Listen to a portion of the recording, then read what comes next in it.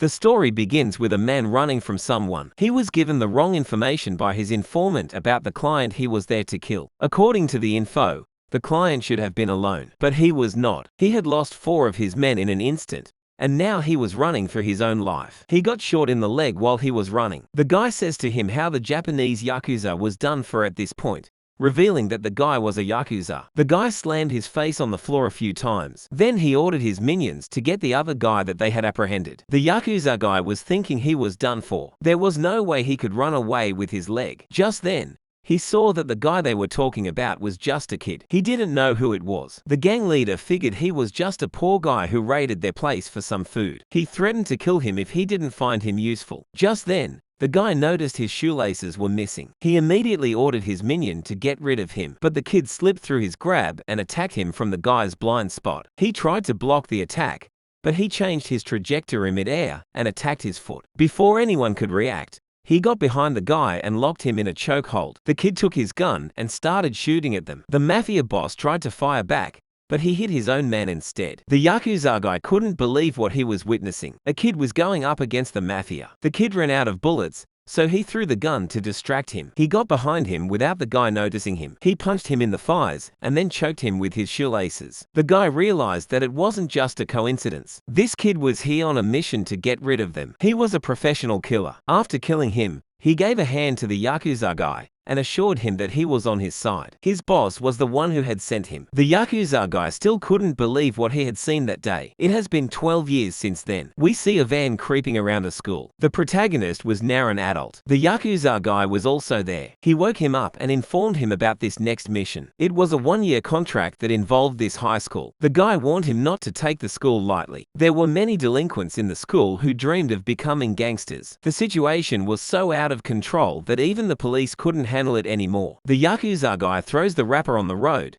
but the assassin guy wants him not to do that. The guy suggested he should loosen up a little bit and warned him not to get in fights. He puts on his cleaner uniform and assures him to leave everything to him. His name was now Bonju Tiger, and he was from Yomad Cleaning. When he gets inside the school, he sees some delinquents smoking cigarettes and notices the mess they have made. He aggressively approaches them, making them keep their guards up. They were ready to fight him, but he just picks up the cigarette butts. The girls in the hallway thought he was so cool, which made the delinquent even more mad. He asked him who he was. He introduced him in a loud voice, saying he was stationed there as the new janitor to clean the filth of the school. This startled everyone around. The delinquents thought he was messing with them. Tiger suddenly took out something from his pocket, scaring the guy, but it was only for the cigarette butts. While Tiger was leaving after messing with them, the guy attacked him from behind. Tiger thinks to himself that he couldn't kill him as he was in a school. He remembered how he was trained to kill ever since he was a kid, but he couldn't kill now because it was prohibited by his boss. He bowed and dodged the punch, which startled the guy. His friends made fun of him for not landing the blow, which made him even more aggressive. But even though he tried his best, he couldn't even land a single hit on the tiger. At this point, even the other students realized that this new janitor was bad news. The student's cigarette dropped out of his pocket. Tiger picked it up and asked him if it was trash so that he could throw that away. The other students were freaking out when Kashima,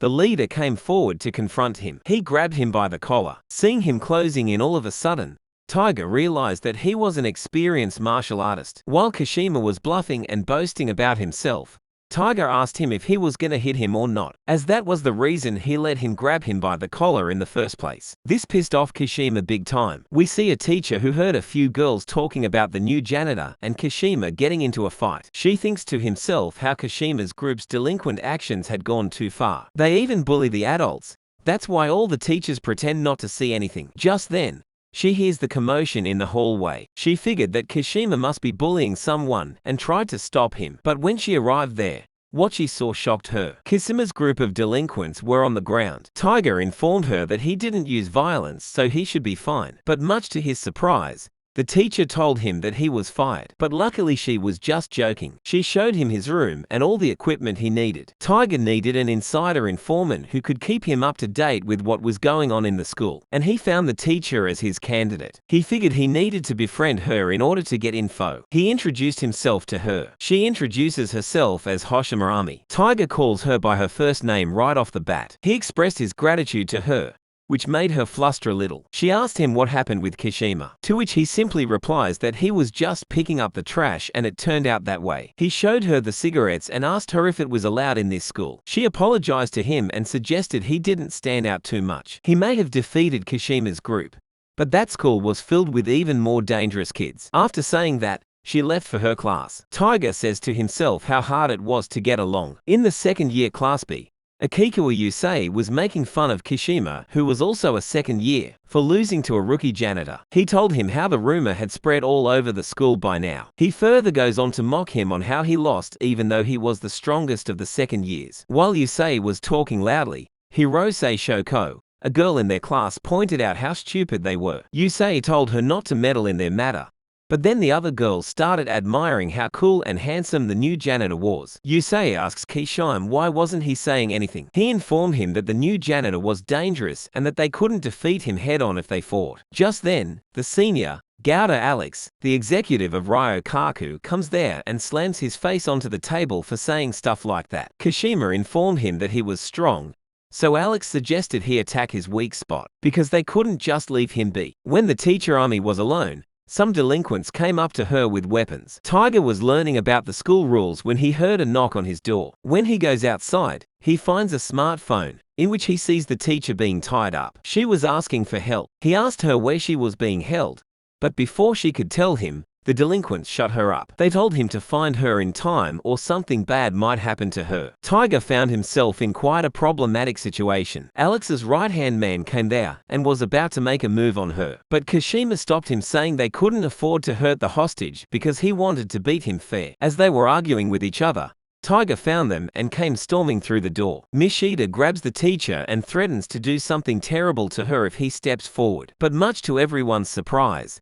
his response was that he didn't care about all that. He was just here to confirm if he should consider the phone trash that he found on the hallway floor. Everyone was dumbfounded for a second, but then Mishida ordered the others to attack him and make him realize what kind of situation he was in. The three of them attacked him, but he made them punch each other. They knock each other down. The guy from earlier found his chance and attacked his wide open back, but Tiger casually dodged his attack. The guy accidentally punches Mishida instead. Mishida threatened to harm the hostage, but Tiger told him he didn't do anything. Yusei attacked his leg, which made him trip. He was going to kick Tiger like soccer, but he accidentally hits Mishida in the face. Mishida again threatened to harm the hostage if he didn't let them hit him. Kishima takes the opportunity and attacks him. His throw was really impressive, but it was nothing that Tiger couldn't dodge. But he lets him hit him anyway. Mishida was happy to have finally landed a hit on him, but Tiger fell on top of him. Mishida accused him, saying he was doing that on purpose. Tiger figured there was no reason to keep this up,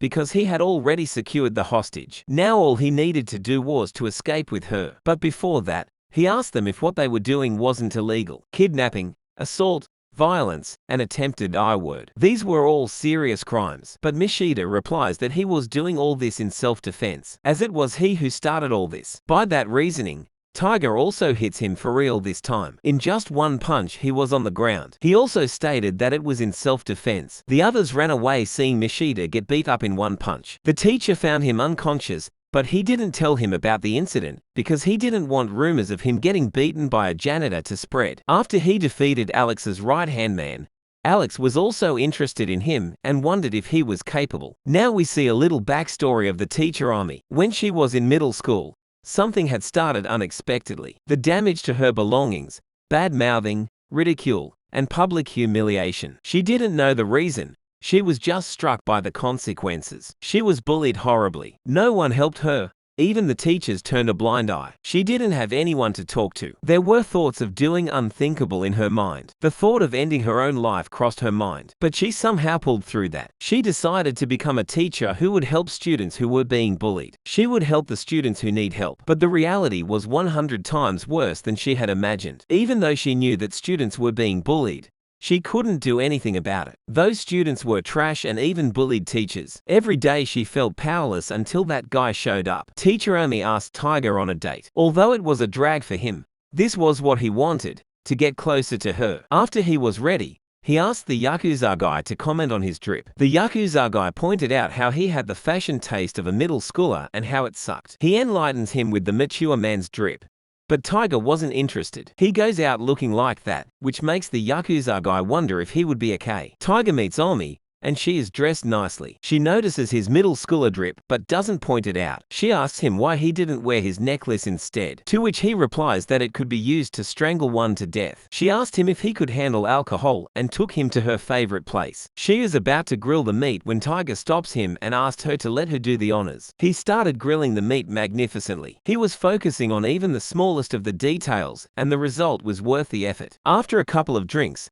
Ami was fully wasted while Tiger was still sober. She goes straight to the point and asked him if he has a girlfriend. When Tiger told her he did not, she freaked out, saying he would be popular. When Tiger asked her if she had a boyfriend, she told him how she couldn't date anyone until she accomplished something as a teacher. Tiger figured it was his chance to ask her about the school's internal affairs. When he asked her about it, she told him that there wasn't any particular reason. It was just that some bullies were hurting other students. The teachers couldn't do anything, and nothing was going as she had planned at all. She told him how she respected and admired his strength. He was able to take them down even without hurting them. When she asked him how he learned to do that, he replied that it was required in his lost job, which made her wonder what kind of job he did in the past. She sits near him and asks him for a favor. She asked him to teach her how to suppress violence. Tiger figured it was a fair exchange. She could let him on the internal school affairs, which would be essential for his mission. He agrees to teach her, and they exchange contacts. It was his second contact, the first one being Yamadira Tatsuo, the Yakuza guy. She asked him if he was in his family, to which he replied that he was kind of his big brother. While they were leaving, Tiger needed to check something. He grabbed her suddenly, which made her fluster. He was checking for muscle density and found she had an athletic boy. She revealed that she'd been hitting the gym because she was scared of getting fat. As they were leaving, Ami saw one of the students from her class going somewhere with an old man. Her name was Suma. Tiger assured her that she must be eating out with her family, but she was suspicious of him and decided to follow them. Ami was hiding from them while following them. Tiger suggests she should just work normally. That way they would look way less suspicious than whatever she was doing. He also told her not to work right behind them. While they were following them, the old guy started getting closer to her, which made Omi think if he was her sugar daddy. Tiger didn't know what she was talking about and asked if it was a part-time job. Omi didn't want to believe Suma was one of those girls because her grades were impressive and she never gave off that kind of energy. Just then, they turned to another valley. When she follows them, she finds the old man forcing himself on her. Suma told him how she had just agreed to have dinner with him. When he wasn't stopping, Ami intervened and stopped him. Suma was surprised to see her teacher there and freed herself from the old creep's grab. The old man said that he was her instructor and that it had nothing to do with them. Just then, a few other students from the school came there. They were the ones running this business. They were running a matching service for wealthy adult men and young girls. When the other students saw the teacher, she started freaking out. But a guy named Sanjo came forward and explained to her what they were doing. The teacher was not thrilled hearing that, but before she could say anything, he started beating the old man and took him with him. Tiger also stops Ami because there is no confirmation of what they are doing, so they can't do anything about it. The next day at school, they explained the situation to the girl named Anna, who was the ringleader. The other girl threatened Suma to keep her mouth shut and not to meet with the teacher Ami. We see another guy witnessing all this quietly from behind. During lunch, when Tiger was about to clean the girl's bathroom, he heard someone screaming. The girls from yesterday were threatening Suma to earn more money, and that it was her fault they got caught that day. Suma was the one who started this business, so she couldn't back down now. They reveal how her job was to get the customer, and the rest would be up to them. Things like blackmailing the wealthy for trying to harass a minor. Then she goes on to pour water on her so that she gets cold and gets home early, so that the teacher couldn't talk to her. Tiger starts playing the video that he recorded of them confessing their crimes, and threatened to submit it to the school. Arika screamed at him and called him a pervert for casually entering the girl's bathroom, to which he replies that he was there as a professional. Arika and others leave immediately thinking that guy was bad news. But before going, Arika warned her not to squeal because the Yakuza were backing Anna. This surprised Tiger because he thought the Yakuza weren't in this country anymore. At the Yamada Cleaner office, the former boss of Yamada Cleaners, President Yamada, meets with someone who tells him about the girl having Yakuza backing her up. The president reassured the guy, saying that it was just for her protection. Since she was a celebrity, there was a danger of being doxxed. The guy left after asking him about the situation. At the school, Tiger was still wondering if he should draw out the Yakuzas. But before that, He had something else to take care of. Suma was still there, and she was wearing his jacket. She thanked him for saving her. He assured her to stay there as long as she wanted. He wasn't going to let anyone come in. She asked him why he wasn't scolding her even though he saw her with the old guy. To which he replied that he didn't know about her situation, and he didn't know much about the compensation dating as well. She started laughing, pointing out how strange he was. She knew that it was an indecent way of earning money, but she needed money. It was true that she was lured in for money, but she didn't know it was this kind of trap scheme. Tiger told her that she could talk to him if she wanted to, because safety and hygiene are related. She told him how she wanted to go to a beauty school after she graduated, but her parents opposed it because the beauty school was expensive. They were struggling to pay for even the high school. Tiger admires her determination, but suggests she go about earning money a better way. She thanked him for believing in her, but at this point, even if she tried to quit the job, no one knows what would happen. Tiger asked her in detail about the compensation dating scene. Tiger explained everything to teacher Amy. They needed to do something about Erika's organization, otherwise there would be another victim like Suma. But Erika wasn't the one running the business.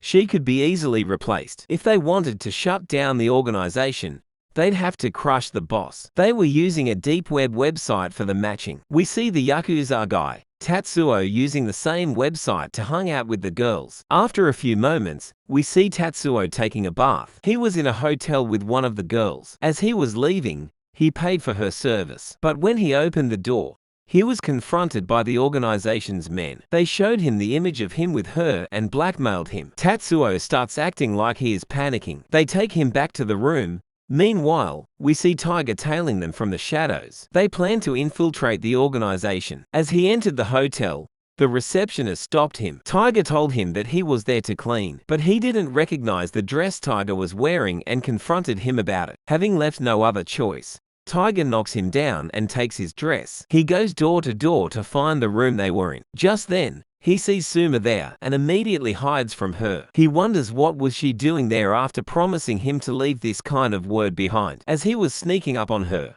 someone came from behind. Tiger felt a strong chill down his spine. Tiger could immediately tell this guy was crazy strong. This was the same guy who had met with President Yamada before. On the other hand, they were blackmailing Tatsuo to pay or they would go public with this. Even the ringleader, Anna, was also there. As they were ganging up on him to force him to pay, Suma entered the room, shocking everyone. Erika scolded her for disrupting the work when she was supposed to be home. Suma informed her that she wasn't here looking for work. She was here so that she could directly tell them that she was quitting. Erika slaps him, saying she was an accomplice in the work. She kicked him and decided to teach her a lesson so that she wouldn't do anything stupid like this ever again. The boss guy told Tatsuo not to pay attention to them, but Tatsuo couldn't just ignore this. His boss had forbidden him from fighting, but it was too much even for a normal civilian. Tatsuo grabbed the guy who was holding her and slammed him on the ground. This makes the guy even more mad because he didn't even pay, and now he is beating his subordinates. But he was still ready to forgive him as long as he paid them. But Tatsuo made fun of him by giving him a mere coin. This was the last straw for him, and the guy finally snapped. On the other hand, the mysterious guy thinks he is from the Ryokyo group, the group that Alex was part of. Tiger didn't understand what he was talking about. The mysterious guy thinks he is playing dumb and tells him how he could detect someone strong, and he could tell that Tiger was strong. The guy was ready to get rid of him because that was his mission. Now both parties were ready to fight. The guy was a little surprised that Tiger didn't even stiffen his shoulder even after seeing the knife. He looked damn calm, but no matter how strong he was, if he got cut, he would also freeze. The guy attacks Tiger with his knife, but Tiger effortlessly blocks his attack. But the guy kept on attacking him again and again. Tiger was blocking all of his attacks. The guy stops for a minute to think about who was this kid and why he was so strong. Tiger calls him out for not attacking and asks him if it is his turn to attack. He was planning to attack his dominant hand to get rid of the knife first. But even though the distance between them was less and Tiger was also fast, the guy received his attack on the back of his palm. He couldn't dodge the attack, but he minimized its damage. Tiger realized that he was right about this guy. He was crazy strong. Suddenly, the guy starts running from him and hides behind a wall. When Tiger follows him to the corner, he doesn't find him behind the wall. Just then, the guy attacked him from behind. But even though Tiger was caught off guard, he still managed to dodge his attack and managed to land a hit on him. He even made him drop his knife. The guy apologized to him for mistaking him for a martial artist, when in reality, he was using military techniques. He ponders over his options. He couldn't step in nor he could get back his knife. He had no choice but to take this fight seriously now. On to the second fight. Tatsuo and the bald guy were fighting each other with bottles. One of the goons attacks him from behind, but Tatsuo dodges the attack and slams his face onto the floor. Then they accuse each other of ruining the other person's clothes. They both take their shirts off and we see that they both were jacked. The bald guy was using a weapon. Tatsu made fun of him for slowing his movements down by using a weapon. But much to his surprise, the guy wasn't going to use it randomly. He knew what he was doing. Tatsu didn't expect him to use some wild technique and was caught off guard. The bald guy saw the dragon tattoo on his back and figured he was a Yakuza member. He attacks him again while saying that he was lucky to torment a Yakuza member. He was getting bored gradually tormenting the weak guys, but the image of a Yakuza crying and begging for his life, just imagining it gave him chills. After he was done beating Tatsuo, Tatsuo rates his torture as third rate. This startled the bald guy, and he attacked him in anger. But it did not affect Tatsuo. He grabbed the rod, picked the bald guy up the rod, and threw him outside through the window. Tiger and the mysterious guy had to stop their fight because of the distraction. Tatsuo asks Tiger about the guy with glasses, but he doesn't know him. The guy recognizes the bald guy from the Ryokyo group, and realized Tiger wasn't one of them. Tiger notices that his hostility has disappeared. The guy apologizes to him, clears up the misunderstanding, and tells him that he was there for the baldy.